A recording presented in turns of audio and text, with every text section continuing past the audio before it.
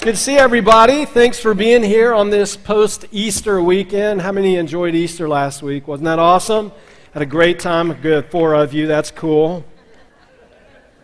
So it's great having you here. We're going to continue on, actually be wrapping up our series called the Upside Down, the Inverted Kingdom. Before we jump into that, I want a couple of things that I just want to mention to you and share with you. First of all, I don't know if you've driven by the new location. The gas station's down, the sign's down, so that's happening at 100 miles an hour right now. So we're on track for a September move-in date because we have to be out of here. This is no longer our building. We've sold this to the Center for the Arts. And so our new location, if you don't know about our new location, it's going to be up near Coconut Point. We bought a shopping center up there, really cool. We own the whole thing. And we're putting the Dunkin' Donuts out front. I think that's pretty cool too. But anyways, a lot happening there, and appreciate everybody continuing to pray as we're tracking on all of that.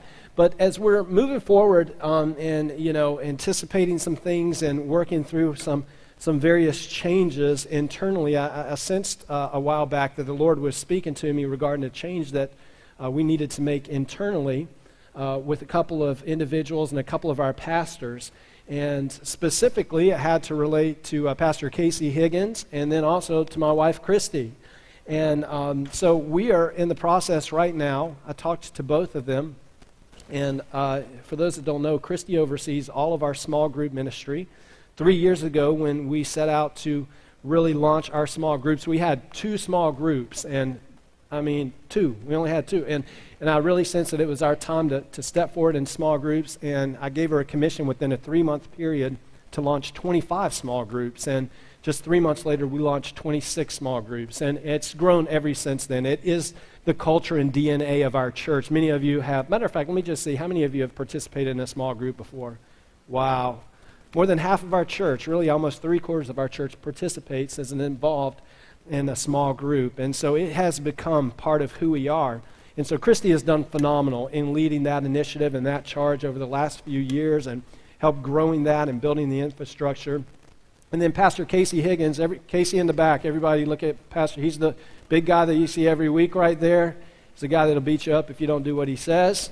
And but Pastor Casey, for the last few years, in a part-time capacity here, has served on our pastoral team as well, overseeing all of our guest experience. That's our hospitality, our parking, our ushers, our greeters, and those different areas. And so we're at a place right now where I sense that there's a need for us to bring both of those things under one portfolio, under one job description. So I've talked to both of them.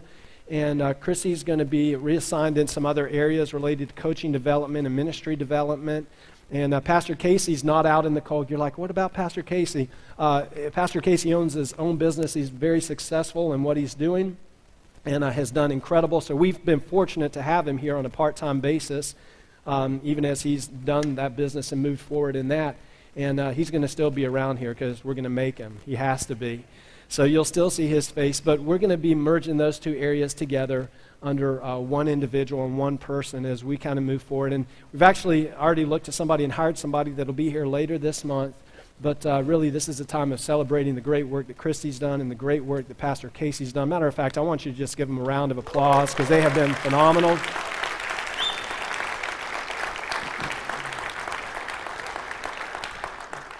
But in 2 weeks, it's going to be Mother's Day, and on that day, it's also going to be a special celebration time for Pastor Casey. We want to have just a time for his volunteers. They meet together on a weekly basis, but a time for them just to get together and love on him. And so if you're involved with any of our guest experience area, I would encourage you, grab a card.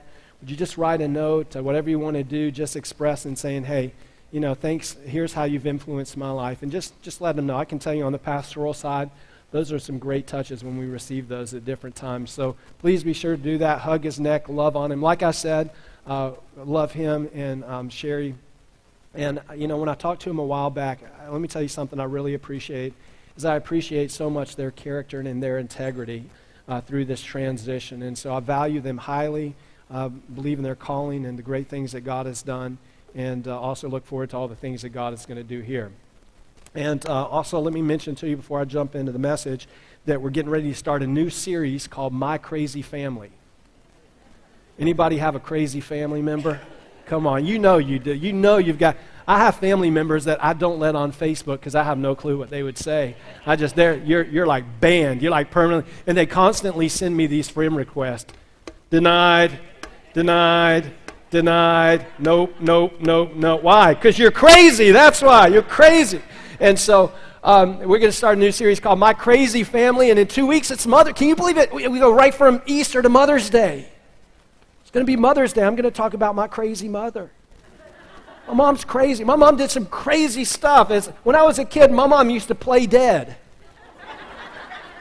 She did, crazy stuff. I was like 7 years old, and I'd come in, my mom would be like, just playing dead, just weird stuff like that, and I'd start crying and freaking out and thinking that she's dead. She'd be like, oh, no, I'm just kidding with you.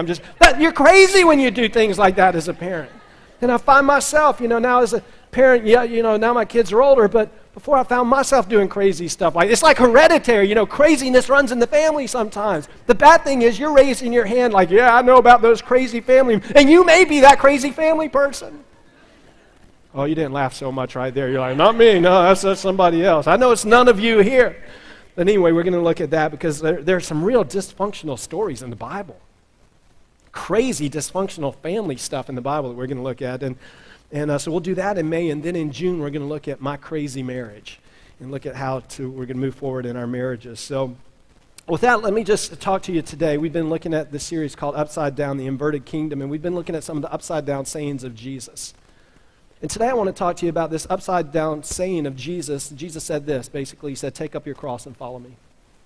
Take up your cross and follow me. And we find those words actually in Mark chapter 8, verse 34. It says, then, calling the crowd to join his disciples, he said, if any of you wants to be my follower, you must turn from your selfish ways, take up your cross, and follow me. Kyle Idleman, in his book, Not a Fan, shares the story, and I love how he even opens up the book, but he opens up his book called Not a Fan, and he opens it up by asking this question, are you a follower of Jesus? So let me just stop here and ask that question today. Are you a follower of Jesus? Just think about it for a moment. Am I a follower of Jesus? Do I follow Jesus? And the whole kind of pretense and big idea for his book is, are you a fan or are you a follower? There are a lot of fans of Jesus, but there's a difference between being a fan of Jesus and being a follower of Jesus. And he talks about this one particular area, and this one particular thing known in pop culture and really conversation among a generation younger than myself, but called the DTR conversation. I don't know if you've ever heard of that term, DTR, or the DTR conversation, or if you've ever been in any type of romantic involvement. Maybe not know the term DTR, but you know what a DTR convo is all about. Let me tell you what DTR means kind of in pop culture in the Urban Dictionary. Here's what DTR is. Define the relationship. We've all had moments where, especially those that are married, we have those moments where we've been dating, we've been kind of moving, we've been doing the deal, and there comes that conversation where one of the two people, either the guy or the girl will say, it's time for us to have that conversation. It's time for us to define the relationship. It's time for us to determine the level of commitment, where we are in this relationship. We need to talk about that, and a lot of times it's the guy that starts breaking out and, sweating, and, he gets uncomfortable and awkward because the girl's looking for commitment, and the guy's uncomfortable with that. But it's important for that DTR moment to define the relationship. How are we going to move forward? A couple of weeks ago, I was in Atlanta. Christy and I were driving over to a missions event over in Greensboro, Georgia, where they were forcing me to play golf for a couple of days. And I was out there with a bunch of pastor friends. But anyway, on my way over there, I ended up talking to a young man for over an hour on the phone. So I was driving. And he was a young man that I connected with on Facebook a while back. And I've known him for years. And he was actually, when I was a youth pastor years ago, he was one of the kids that was in my youth group. And he had two other younger brothers. And, of course, they're all grown now in their late 20s. And their mom had passed away when she was just in her 30s from cancer. And so I was involved, not heavily, but involved somewhat in their story and in their life. And so he sent me a private message in Facebook and just said, hey, Pastor Ed, I would really like to talk to you because I have some stuff that I'd like to talk about marriage. I said, great. So set up a time for us to talk, and on my way over to Georgia, ended up talking to him for over an hour. And as I talked to him, I heard his words, and I just listened to him a little bit, talk about the current relationship that he's in, that he's been involved in this relationship for 5 years now, and they've been together, him and his girlfriend have been together for 5 years. They have a 3-year-old little boy together, and he started talking about it, and I was just listening to him for a while, and I was hearing things like this. I was hearing him say things like that. We have a child together, but I just don't know if I'm really committed to her. I don't know why we need to be married. And she's pushing me. I don't know why we need to be married. What's a piece of paper? What does that have to do with anything? Why be married? And what I loved and appreciated was his authenticity and his sincerity. But I heard some things that disturbed me a little bit, because he was saying, she doesn't want me to do anything. She doesn't, she expects too much out of me. I still want to hang out with my old friend. She doesn't trust me if I go out with my old friend. She doesn't trust me here. She doesn't want to do this. And I just don't know if I'm that committed to her. And me, if you've been here, I was just very pointed. I said, do you see yourself with her for the rest of your life? Do you see yourself fully committed to her? And so he had to answer some of those questions. He had to have that DTR conversation with himself and also with her, defining the relationship. Where are we in the status of this? In our relationship, where are we? And that was where Jesus was. When Jesus said this in Mark chapter 8, Jesus was at a DTR moment with his disciples. He was at a place of defining the relationship. Prior to this, and this is a transitional time for Jesus in his public ministry, because prior to this, Jesus has been out in the public. He's been out feeding the crowds, the 5,000. He's been healing the sick. He's been performing miracles. Big things have been happening. Hundreds, thousands of people are all around him. They're constantly mobbing him. And he's been communicating and preaching and saying all these things. But this is a time now where things begin to turn, where Jesus' ministry that has now been public for all this time now turns in this moment and becomes more private. And he has kind of this draws this line of demarcation and draws this line in the sand where he has this DTR conversation, this define the relationship, where he talks about the difference between being a fan and being a follower. You see, Kyle Idleman in his book, Not a Fan, he even talks a little bit about, for Jesus, there are often enthusiastic admirers. You know what an enthusiastic admirer is? It's the guy that shows up at the basketball game or shows up at the football game and he's all painted up. He's got all the team colors on, and he's got all the stuff on. He's got all the garb on, and he's got the hat and the necklaces and the big foamy finger, and he's got all this stuff, and he's cheering and he's excited and he's doing all the deal. I mean, he's a fan. He's an enthusiastic admirer, man. He's all excited about everything. He loves the team. He loves the game. But here's the deal. He has no skin in the game. He's never been down on the court. He's never been down on the field. He's never played. He's never broke a sweat. He's an enthusiastic admirer. And as long as the team is doing good, I'm going to be right there. But as soon as the team has a few bad seasons, and all of a sudden he kind of moves and transitions into another team or moves to something else. See, there are a lot of enthusiastic admirers when it comes to Jesus. Yeah, let me paint the big J on my chest and let me go and rah-rah on the weekend and worship and do the deal. And as long as everything's going really good in my life and as long as everything's connecting and I'm moving forward and my kids are doing great or my money's doing great or my job is doing great or my marriage is doing great, as long as those things are happening, yay, Jesus! Yay, Jesus. A lot of fans. And there were a lot of fans that were following Jesus, but Jesus came along and he draws this line in the sand. He says there's a difference between being a fan and being a follower. And that's where Jesus picks up. He says to his disciples, he calls the crowd.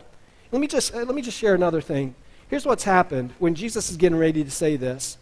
As Jesus has been performing all these miracles, prior to this, we see this in Matthew chapter 16. Prior to this, here's a conversation that took place. Jesus looked at his disciples and he said, "Who do people say that I am?"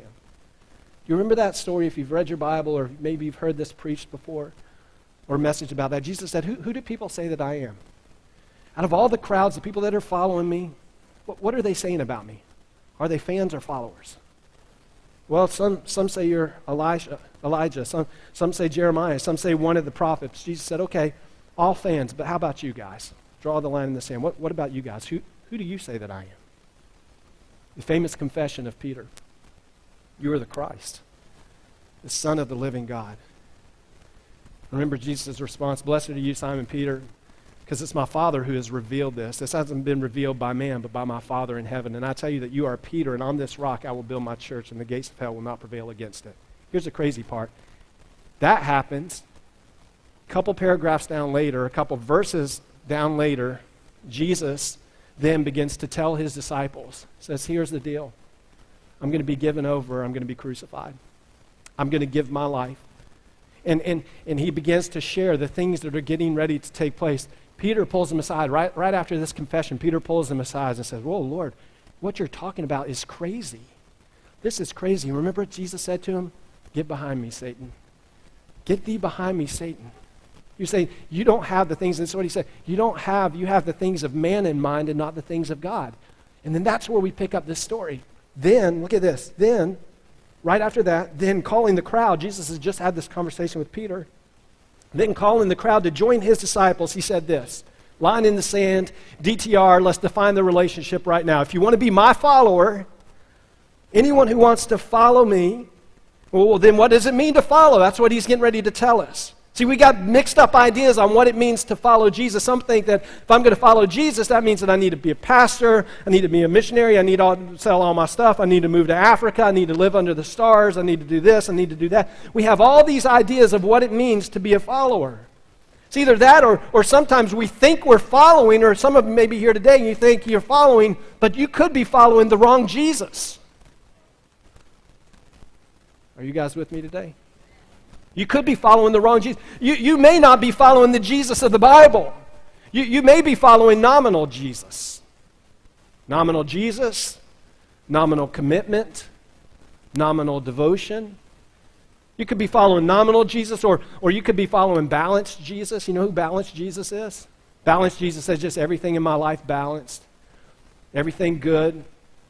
My marriage balanced, kids balanced, job balanced. Just Jesus wants everything balanced in my life. Balanced Jesus. I call it compartmentalized Jesus. Everything has its own little perfect compartments, and depending on the day, the circumstance, the situation, let me pull out that compartment. Here's my work compartment and my marriage compartment. Here's this relationship compartment, finance compartment. Everything balanced, everything kind of ordered, everything administered correctly. Balanced Jesus. Or really the Jesus everybody loves, the comfort Jesus. Oh man, Jesus is all about comfort. He's all about ease. He's all about prosperity. It's the Jesus where we try to mix Christianity and the Christian dream with the American dream. Try to put those together, and Jesus wants you healthy, wealthy. He wants you full of life. He wants you to be, he wants you to have the best car and the best house and the best accounts and the best this and the best that. And it's all about prosperity. We all love to talk about, man, tell me about comfort Jesus. I love comfort Jesus. Love comfort Jesus. Tell me about how great I'm going to do. Jesus draws a line in the sand. He said, here's the deal. He said, if you want to follow me, not nominal or not comfort Jesus or balance Jesus. He said, if you want to follow me, here's the thing. He said, turn from your selfish ways. Or the NIV says it this way. If any of you wants to follow me, he must deny himself. Deny himself. New Living Translation says, turn from his selfish ways. What does it mean to deny yourself or turn from your selfish ways? I'm glad you asked me that. It simply means this. To turn or deny means that you totally disown or totally separate yourself. You totally turn yourself. And if I boil it down to the lowest common denominator, and this is if you forget everything that I say today, I want you to remember this one point, okay? Most of you will forget everything anyway by tomorrow morning.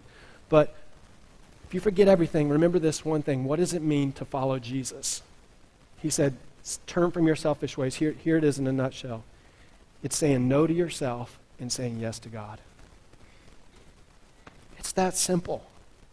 We make things so much more complex, but it's that simple. Saying no to yourself, saying no to your selfish desires, and saying no to the selfish things that you want, and saying yes to God. So does that mean that anything that I want that I can't have? No, I'm not saying that. Understand? Don't try to put words there that I'm not saying. I'm not saying that you can't have things.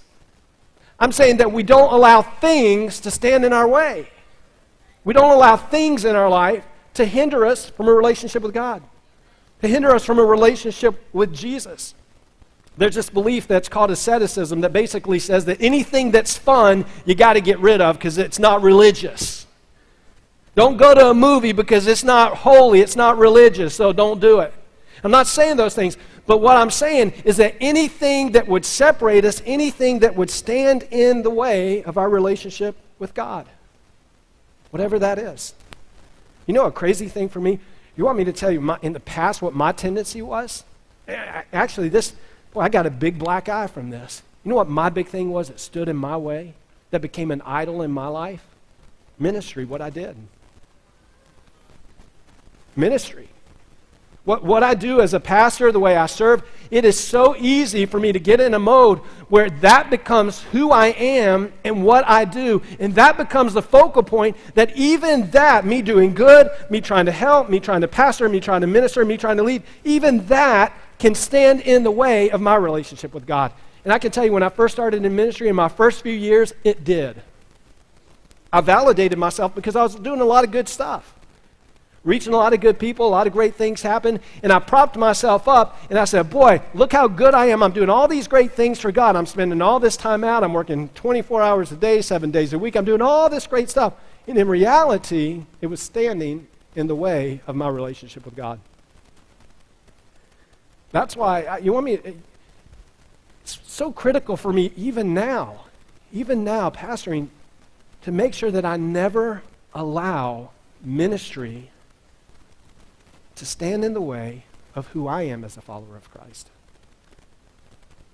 That I'm a follower of Jesus before I'm ever a pastor. And I don't ever want my pastoring or my shepherding to get in the way of that. That's my priority. Being a follower of Him. Following Jesus. That's why it's vital for me to be healthy.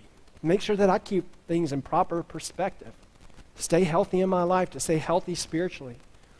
You know, some of you that have ever been through a building program at another church or something know the reality of this, that the building programs, a lot of times, man, they kill pastors. Matter of fact, statistically, I don't want to scare you here or anything like that, but statistically, most pastors leave within the first 2 years after they've completed a building program. It's the reality. Why? Because they allow all those things. It becomes all about that. Even now, man, the people that are around me will tell you, I'm so committed. I mean, this is a stressful, straining process that we're in, but I am absolutely committed to making sure that I stay healthy in the process and keeping my life straight and being a follower of Jesus. I want to be a follower of Jesus first. I want to move into a great new facility and be able to impact the community and be healthy, Ed, and not worn out, Ed. Not beat up, Ed. That's why over the next few months, that's why we intentionally, Christy and I intentionally schedule time away. So I'm unapologetic about this. Every fourth week I won't be here. I love you, but I want to be healthy. I want to be healthy. I want to move forward and I want to be healthy. I don't want anything to stand in the way of me being a Christ follower. Isn't that the greatest example that at least I or you can set for other people? That our relationship with Jesus is priority and above anything else. Jesus said it's saying no to yourself. It's saying yes to God. It's humbly submitting yourself. It's getting to that place where, like Jesus in the Garden of Gethsemane, you remember the words of Jesus. Jesus is sweating drops of blood. This was a struggle. This was an intense moment for him. Do you remember what Jesus said? Nevertheless, not my will, your will be done. Your will be done. You know what my heart, my prayer is every morning when I get up? Lord, let your will be accomplished in my life. It's a short, simple prayer that I often try to pray before I get in the shower, while I'm in the shower. It's there. It's just always, it's right. Lord, today, as I walk throughout this day, I pray that your perfect will be done in my life. It's just an internal mechanism that just happens. Lord, as I walk through this day, I pray that the decisions that I make would reflect you and that I would walk in your perfect will. Here's what happens, is I'm doing that, and Luke talks about this same scripture in the Synoptic Gospels, the same story, and he adds the word daily, that we're to follow daily. It's a daily process. But here's the confidence I have walking every single day, that as I say that prayer, as I pray every day, God, help me to walk in your perfect will, I have the complete confidence that the decisions that I make throughout the day, Because there are decisions that we make in life that we don't have time to stop and pray about. You know, if somebody doesn't want to do something, they use the cop-out. Well, let me just pray about it. I'm like, okay, forget it. Forget I even asked you. Forget it. It's a cop-out. There are things that happen that require decisions being made. Sometimes right on the spot. And here's the thing. I have the confidence of knowing that in those moments where decisions are being made and decisions are happening, things are happening on the spot where I've got to make decisions, I have the complete confidence that I'm being led and governed by the Holy Spirit. Why? Because I've asked that day, Lord, let me make the decisions based on what your will is. The things that are happening in heaven, I want those things in my life. I want to be governed by the will of God today. That's why when we rewind, seems so long ago, but back in September, wasn't that long ago, when we had the whole collapse of the Target. Think about my words during that whole season. When I got up here and I shared about it and I preached about it and I talked about it, that's something we had been working on for almost a year, that in 2 weeks, done. I never once stood up. I never once stood up and said, well, we missed God. We missed it.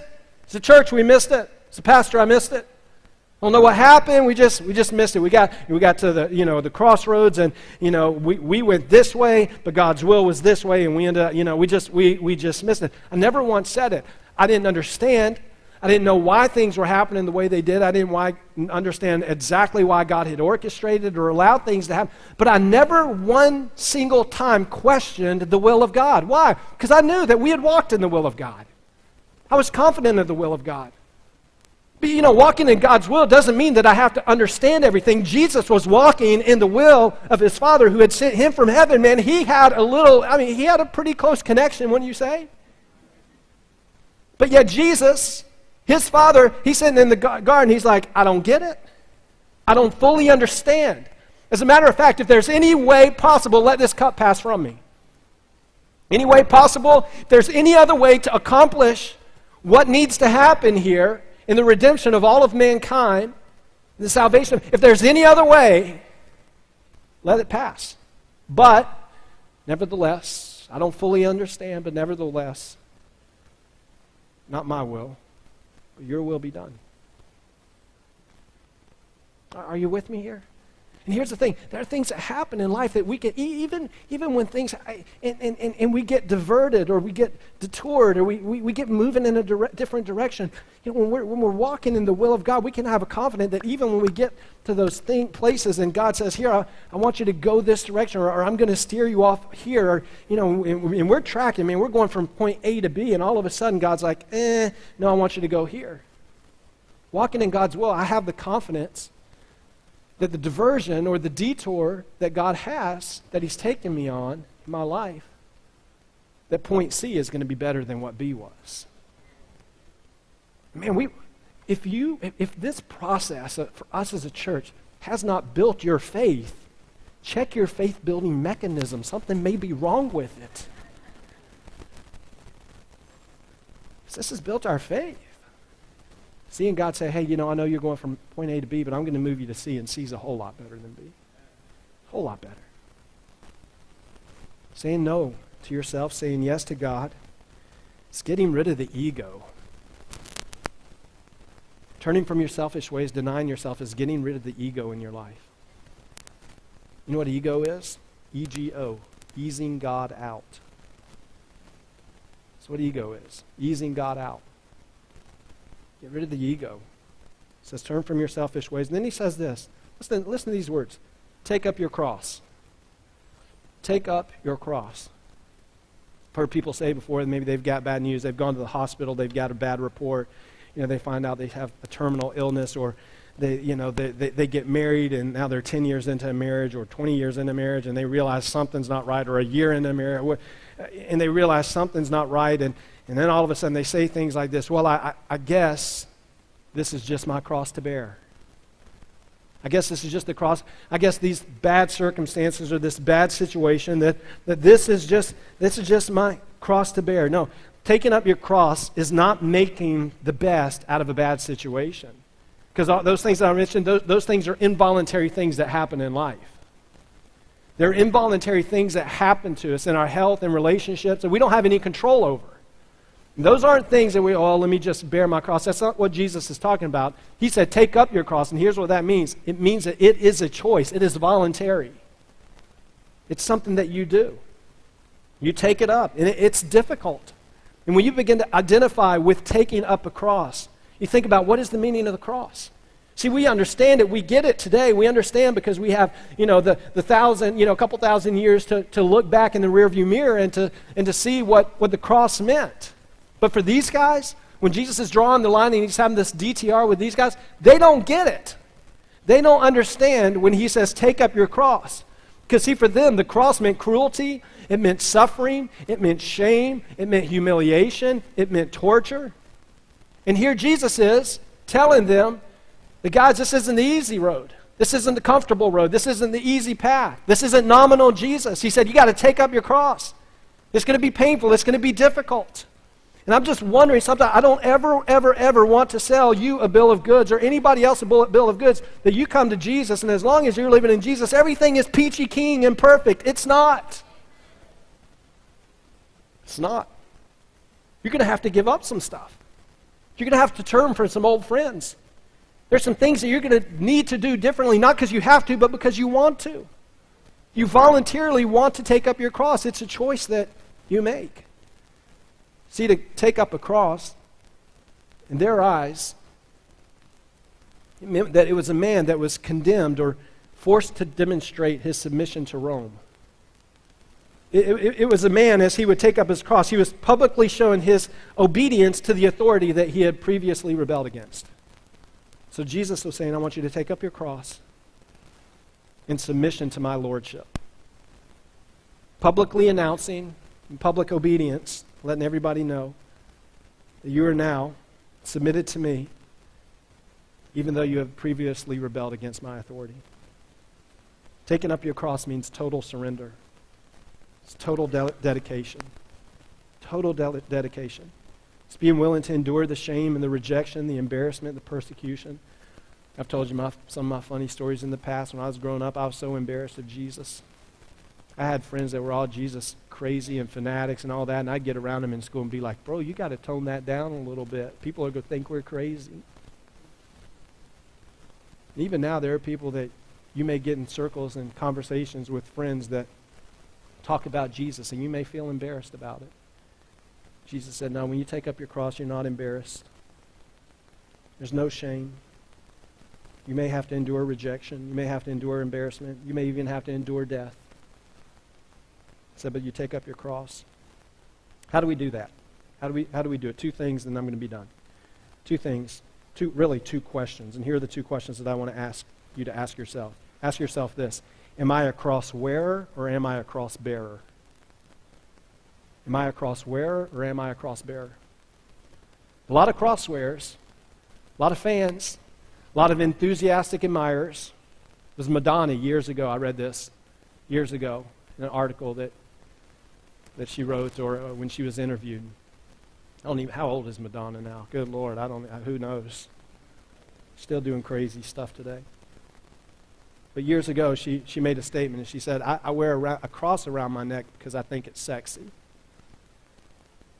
There are a lot of cross wearers all throughout our country. There are a lot of cross wearers, people that wear a cross, and they have no idea what it even means. What it even means. Oh, it's just protection. It's just my little protection. No, it's not. Jesus is your protection. Not a little piece of gold or silver or black piece of onyx that you wear, or, and even the symbolism, we make so much about the symbolism of the cross, and the symbolism of the cross is important. I value the symbol of the cross, but you know what I value more is the message of the cross. The message of the cross is far more important than the symbolism of the cross. I mean, the equivalent would be for us today, wear an electric chair around our neck. Oh, why you got that electric chair around your neck? Well, it just means death and torture and shame. All about it. It protects me. Okay. I get it. I mean, I understand, but I'm just saying, are we across where? And I'm not against it. I'm just go for it. Tattoo it all over your body if you want to. But are you a cross wearer or a cross bearer? See, a cross bearer is totally surrendered. Totally committed to Christ. Then secondly, ask yourself, am I a fan or am I a follower? The Bible has a lot of fans. Jesus, John chapter 6, Jesus had just said some tough things, man. Even people that were close to him, disciples of his, not just the 12, but there were other disciples, because you remember when Jesus sent out the 72? He said, listen, don't take anything along with you, but go out, heal the sick, raise the dead, preach the kingdom of God. There were 72 others. There were other people that were followers of Jesus.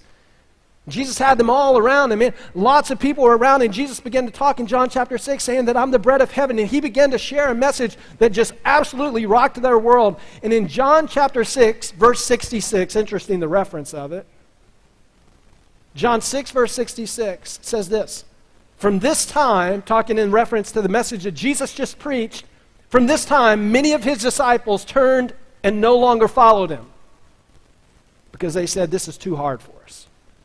Too hard. Jesus, I'm a fan. Count me in. Hey, I'm going to be there in the miracle part. I'm going to be there when we have that big deal and everybody gathers in the arena and you feed 5,000 people. Count me in on that. I'll volunteer for that. When it's time to celebrate the triumphal entry and you come in, hey, count me in. I'll make sure that I wear the big J on my shirt.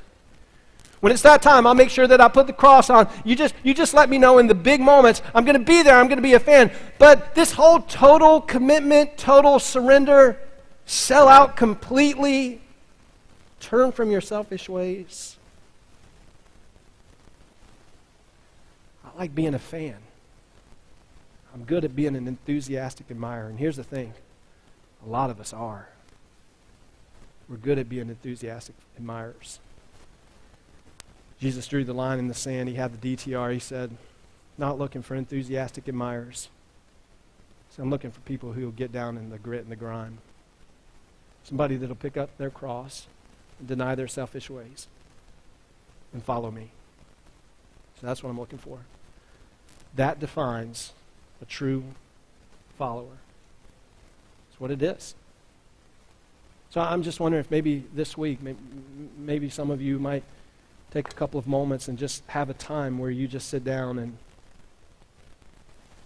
maybe have a sit-down cup of coffee with Jesus. Jesus, we need to have a DTR here. I'd like to talk about my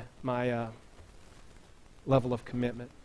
I want to tell you where I am or where I think I am, and then I want to hear where you know that I am. And if we're not on the same page, my guess is your page is right. And I want to get on your page. I want to be a follower, not just a fan. Bow your heads, let me pray for you. Father, I pray for everybody here. I pray for, Lord, those that are here today that maybe have just been enthusiastic fans, admirers. God, I pray that today you would help take us. I know my heart is always helping people to move forward in their spiritual journey and in their faith. And God, today I pray that we would take another step forward in you, not just being fans, but followers. Lord, you told us to deny ourselves, to turn from our selfish ways, and take up our cross and follow you. Luke said to do it daily. And Lord, today there may be some people here and there are some things that are standing in their way. There's some things that are hindering them from being a fully devoted follower of Christ. And I just pray today, Lord, that they would just set it aside. If you're here today and you just say, yeah, Ed, I know that right now there are some things that are standing in my way from being a fully devoted follower of Christ. And I want to get rid of them. Just in your own way, just say, Lord, I just surrender these things to you. I get them out of the way. I've allowed a relationship to become an idol, to stand in the way. I've allowed money to be an idol and stand in the way. I've allowed a job or a relationship to stand in the way. I don't know what that is for you, but if you're here and you just know that there's just something that is standing in the way from you being a fully devoted follower of Jesus, just say, Lord, today I'm just getting rid of my selfish ways and I'm turning to you. I'm going to pick up my cross, and regardless of what it cost me, I want you to know that I'm all in. I'm all in. I'm fully there. I'm fully committed to you in Jesus' name. And everybody said, amen. I want you to do me a big favor today. If you prayed with me, or there's something going on in your life, or maybe there's a tug that you have in your heart, we're going to have